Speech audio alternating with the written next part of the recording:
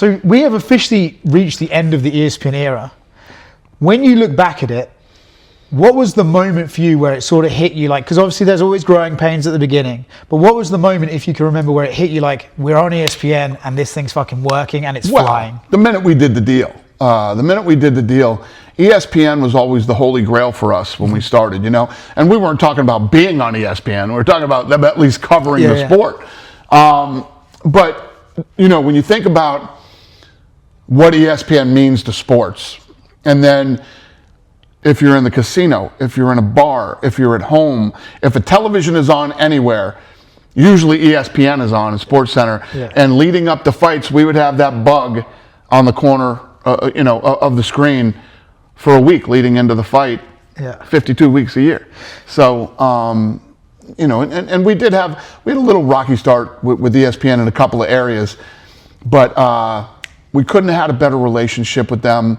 You know, those people all worked hard for us and for the sport, and we are walking out the door this Sunday having had a great experience and keeping intact an incredible relationship with them. And it grew the sport as well, 100%. Right? Like you could just tell the difference in the sport. 100%. They were amazing. So it's hard to replace that bug, right? Like you said about having the ticker all the time. It's hard to replace that. When you look at Paramount, if you had to predict right now what's going to be the best thing in terms of growing the sport out of the Paramount deal, what do you see happening that maybe we don't yet, that you're like, this is going to take it? I can tell you a few things. So first of all, let's start with the ownership. Yeah. Aggressive ownership. Netflix better watch out. They're going to make some moves. Yeah. Listen, start with that. Then you go to, instead of costing you $1,200 a year to be a fan, it's going to cost you $100 a year to be a fan, to get all the biggest fights for $100. Now, if you signed up for ESPN Plus, really all you had on ESPN Plus was the UFC. Yeah. When you sign up for Paramount, you've got all the best TV shows there. I mean, Landman, I don't know if you've seen Landman yet. It is so good.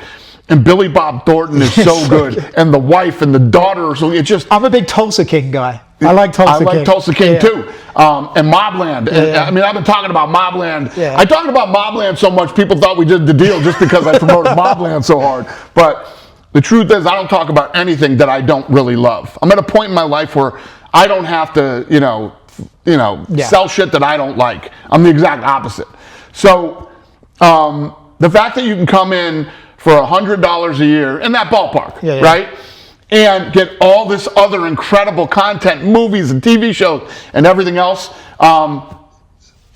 Those three things that I just told you alone will build the fan base. Well, so I was thinking, right, this last pay-per-view, PDN versus Marab, a great fight. But on paper, you might have some casual guys like, oh, it's a good fight, but I don't know if I want to pay the $100. If you've paid $100 at the beginning of the year and you're getting it in, you're going to watch it because you have it already. Yeah. And I think it's that sort of casual market you could bring back. Is that what you sort of think the pay-per-view market disappearing will help do? You will get the whole year on Paramount Plus for less than what it costs you for one pay-per-view on ESPN. Yeah. And it's also, you mentioned the other shows you get with it. I feel like with Paramount, you can already tell, like you mentioned, the owners are very aggressive. I can see a world where UFC guys are cameoing in Paramount shows, or where Paramount are really hardcore pushing the UFC as not just like a thing they have, but as part of their cornerstone product. Yeah, I mean, that's obviously something that could happen. I mean, there are plenty of UFC fighters doing movies and TV shows and all that kind of shit. But where the real power comes from is how, I mean, if you look at what they did during Thanksgiving. Yes. In the NFL and things like, I mean, that's just the tip of the iceberg to what their plans are to promote the sport and the brand. So every time, I feel like every time we've done a deal on television, we've leveled up and, we continue to help grow the sport. You've always been really, really good about reinvesting into the sport, right? We're sitting in the PI, the Apex is next door. You've obviously just made yourself a lot of money with this deal. If you can picture one of your next biggest investments into the UFC and MMA and the fighters, what do you think that will look like? The biggest investments that we can continue to make are performance institutes around the world, where you can bring in these people and what we brought to the fight game, and not just MMA, was the science of training and cutting and all these things that hadn't affected the fight business yet. And I got to give 100% of that Lorenzo. Lorenzo used to say, if you go play in the NFL and you end up playing for the Patriots, mm-hmm. They have the best physical, they have the best strength and conditioning trainers. Yeah. They have the best physical therapists. They have the best equipment. They have the best recovery. They have all these things to make them better. And we need to do that with fighting. Yeah. And, it was 100% Lorenzo Fertitta. I mean, I feel like you've seen a difference already. Like the weight cutting, the way some guys used to do it, Merab still does it, but just stop drinking and stuff. Like the meals you see prepped for these guys and stuff like that, I feel like it's been a game changer. And now, if you look at from when Lorenzo wanted to do this, how advanced recovery has become since then, it just keeps getting better and better. Now you have, all these things that they know for a fact about cold plunging and know for a fact about sauna and know for a fact about red light therapy and cryo, and the list just goes on and on and on. Yeah. It just keeps getting better and better. I did see Mark Shapiro said yesterday on an earnings call that like half the events will be on CBS proper versus Paramount Plus. I don't know if that's the right ratio. When you look at where CBS can come in, how many of your fights do you think will end up on CBS properly? I don't think any of us know yet. I think Mark is speculating. But, there will be fights on CBS. If you look at that White House card, right, we'll get into it properly in a minute, but the White House card is an interesting one because Conor wants to come back, John wants to come back, the biggest names want on that card. Traditionally, that could be a very big earner, pay-per-view wise. Like you could potentially put that back on pay-per-view for that one card. I don't think anyone would not understand why you did that. But if you could put like a Conor McGregor on free TV, what numbers that could do, which way would you look at that card and think like White House should be on CBS, or do you think maybe pay-per-view is an option? How do you look at that card? No, I mean, it won't be on CBS. It'll be on Paramount Plus. You think so? Oh, yeah, 100%. That fight will be on Paramount Plus. Maybe we do some prelims on CBS, but yes, that fight will be on Paramount. I guess that's the biggest subscriber earner you can give them, right? Like if you're going to get Paramount Plus subs, it's the White House card probably. Yeah. Yeah. I mean, everything. We're on Paramount Plus. Yeah. There will be fights on CBS, but we're on Paramount Plus. I saw the president did say you're going to have 8 or 9 title fights. I don't know if you're going to give that many, but do you expect that card to feature multiple titles? I don't know yet. Okay. I honestly don't know yet. What I've told the president is we will deliver a ridiculous card to the White House. Does it feel a bit like, I know you said the preparation is very different, but it does make me think of the Sphere, where all anyone wants to talk about is the Sphere. Like you've got like 5 cards in between now and then, but all you're hearing is the White House. So this last event that we just did at T-Mobile, Secret Service was there, and a lot of the big executives from the White House were there, and they met with Craig Borsari, our head of production, and we were going over all the logistics and this is definitely a Sphere type event, but they were saying, and the president tells me every time he talks to me, they've never had more requests for anything that they've ever done than this fight. And the same for us. I mean, everybody is asking how they can get in and how they can get. We're still figuring out how we're even going to. First of all, the South Lawn slopes like this. Okay. So we have to build up the dirt. And I mean, when you talk about it's like the Sphere, yet different. Yeah. I like the idea of MMA media meeting the White House media and both of us thinking the other ones are freaks. Another guy who wanted on the White House card, Francis Ngannou, did an interview with Uncrowned today, and he said his PFL deal is coming to an end and he would be interested in coming back to fight on the White House card against John Jones. You've made it clear how toxic that relationship got. You brought up the story about the physicality and everything like that. Is there a world where you guys work together again and you think it's... Let me be clear on something too. When I say the physicality, it's not like Francis Ngannou came in here and like threatened us, or did anything like that. But as men, everybody who is a man knows there's these situations with that. We're in there and he's telling me that I deserve the $50,000. I want the $50,000. I said, again, this guy fought whoever the fight was on the card. We had determined that they were going to get the $50,000, and I'm in there with them for however long we're talking, and I'm like, I'm done. And I had another meeting. And this guy just used to wander around, UFC headquarters like this was his house. This guy literally spent the whole day here. Breakfast, lunch, fucking dinner, you know. So I started to walk out, and he put his hand on my chest. He says, "We're not done talking yet." And I said, "Oh, we're fucking done talking." You know, it's not like, you know, Francis Ngannou came in here and was like physically, but that's what went down.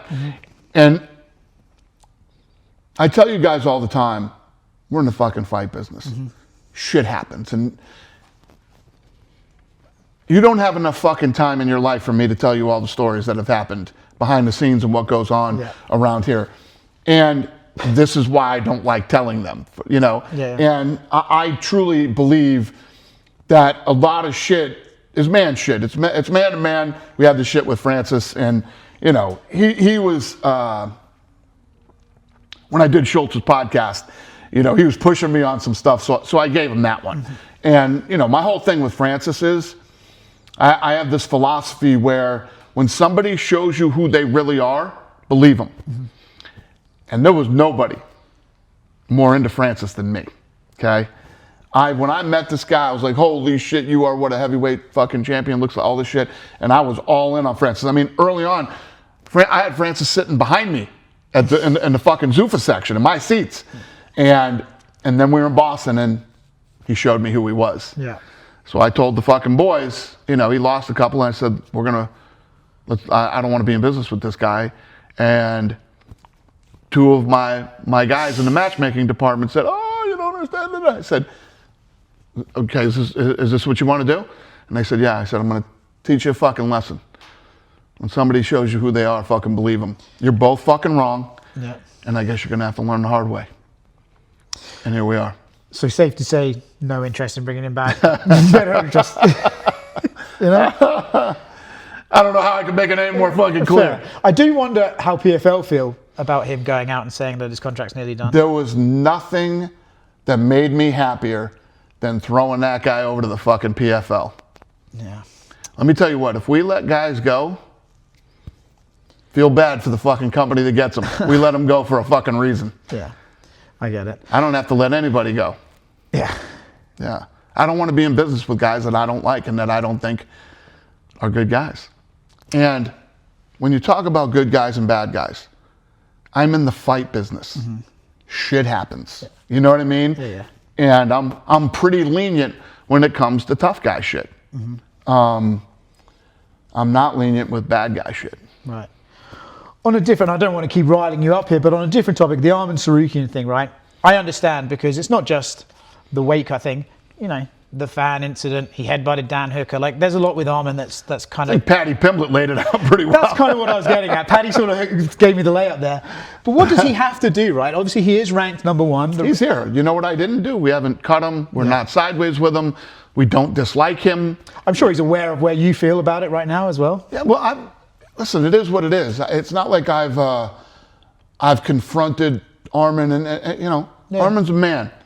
He knows how this played out. He knows how this all went down behind the scenes. He knows. We all fucking know. I don't ever talk about this shit publicly because you guys are like a bunch of fucking old ladies, and you know, anything that you can get clicks on and fucking keep bringing up and all this shit. A lot of man shit happens in this fucking business, and we keep it between us men, and we, you know, it is what it is. I did enjoy you. Now you guys will come out and say, oh, well, why is he getting... Arman knows. Arman knows. I did enjoy one time you said that in MMA, these stories leak out no matter what you do, but in boxing, it's like you can say anything and fucking nothing. So true. Yeah. Why do you think that is? Is it just like MMA started later, so it's got more of a gossipy culture?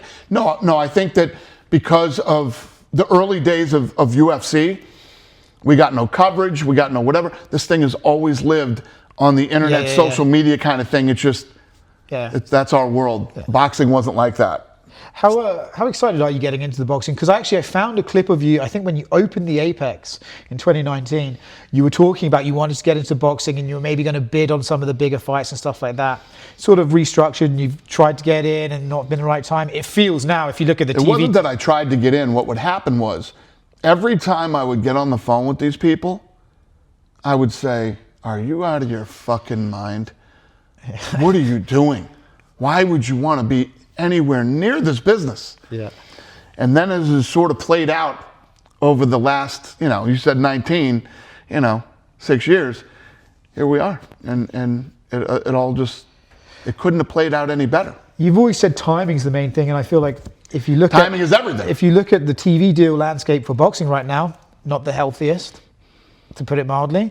For you to come in with Paramount and everything like that. I say this to you guys all the time, and at some point, and I get this, believe me, and this is what drives me. Every year, I have to prove myself, especially in this business. And then every 7 years, I really have to, because we're going into new television deals. Wait till you see what we do. Yeah.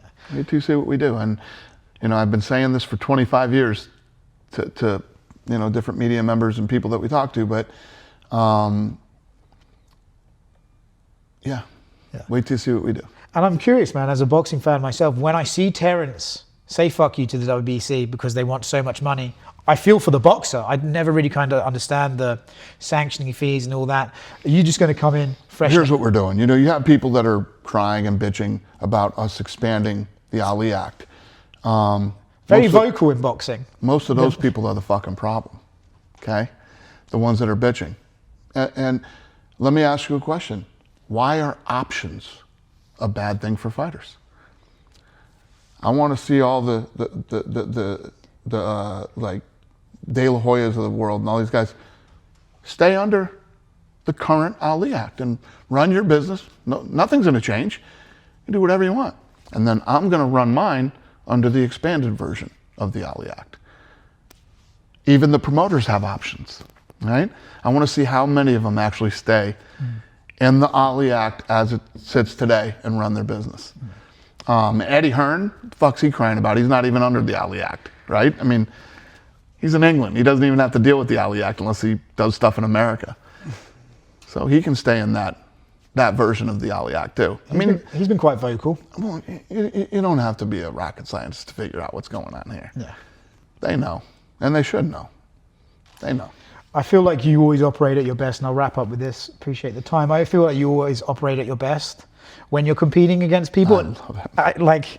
And so I know you and Eddie had a good relationship. Obviously, you and Oscar. Still do. Yeah. I am no ill will toward Eddie whatsoever. I like him. I respect him. Personally and professionally. Yeah.